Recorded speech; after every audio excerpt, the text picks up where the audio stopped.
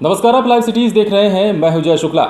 बिहार विधानसभा चुनाव में पूर्व डीजीपी गुप्तेश्वर पांडे को लेकर कई कयास लगाए जा रहे थे। आपको याद होगा कि कुछ ही दिनों पहले उन्होंने जदयू की सदस्यता ग्रहण की थी, पुलिस सेवा से वीआरएस लिया था और उसके बाद से ये लगातार बात सामने आ रही थी कि गुप्तेश्वर पांडे क्या बक्सर से चुनाव लड़ने जा रहे हैं, क्योंकि कहीं ना कहीं से ये आवाजें उठ रही थी कि बक्सर विधानसभा सीट से गुप्तेश्वर पांडे को इस बार जदयू से टिकट मिल सकता है, लेकिन अब उस पर पानी फिर गया है। जी हाँ, जदयू ने कल ही अपने 115 प्रत्याशियों की सूची जब जारी की तो उसमें गुप्तेश्वर पांडे का नाम नहीं था और उसमें से यह भी कयास खत्म हो गया कि अब गुप्तेश्वर पांडे बक्सर से चुनाव लड़ने जा रहे हैं, क्योंकि लगातार गुप्तेश्वर पांडे को अब इसको लेकर फोन आ रहे हैं। इसलिए उन्होंने फेसबुक पर अपने मन की बात कह दी है। अपने शुभचिंतकों के लिए एक मैसेज साझा किया है। वो मैसेज क्या है, हम आपको बता रहे हैं। गुप्तेश्वर पांडे ने अपने फेसबुक पोस्ट पर लिखा है कि अपने अनेक शुभचिंतकों के फोन से परेशान हूं।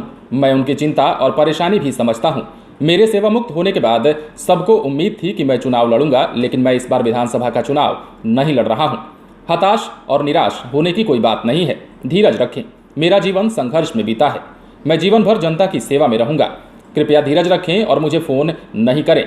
बिहार की जनता को मेरा जीवन समर्पित है। अपनी जन्मभूमि बक्सर की धरती और वहां के सभी जाति मजहब के सभी छोटे बड़े भाई बहनों, माताओं और नौजवानों को मेरा पैर छूकर प्रणाम। अपना प्यार और आशीर्वाद बनाए रखें। जी हाँ, पूर्व डीजीपी गुप्तेश्वर पांडे को लेकर लगातार कई बातें सामने आ रही थी और लगातार ये कहा जा रहा था। उससे पहले भी जब नीतीश कुमार की पार्टी उन्होंने ज्वाइन नहीं की थी, जब उन्होंने वीआरएस लिया था, उसके बाद भी अटकलें लगातार चलाई जा रही थी और उन्होंने भी खुद इस बात को स्वीकार किया था कि जब वो वीआरएस नहीं लिए थे, जब वो डीजीपी के पोस्ट पर थे, उसके 1 महीने पहले से ही किसी ने ये खबर चलाई थी कि गुप्तेश्वर पांडे चुनाव लड़ने वाले हैं। और उन्होंने जब वीआरएस लिया तो जदयू जब ज्वाइन किया, उसके बाद से यह कयास और भी पुख्ता हो गया कि वो बक्सर से चुनाव लड़ने जा रहे हैं और काम भी इसी दिशा में चल रहा था। लेकिन अब जब जदयू ने 115 उम्मीदवारों की सूची जारी की कल ही, बुधवार के दिन ही, तो अब ये बात सामने आ गई कि गुप्तेश्वर पांडे बक्सर से चुनावी अखाड़े में नहीं उतरने जा रहे हैं।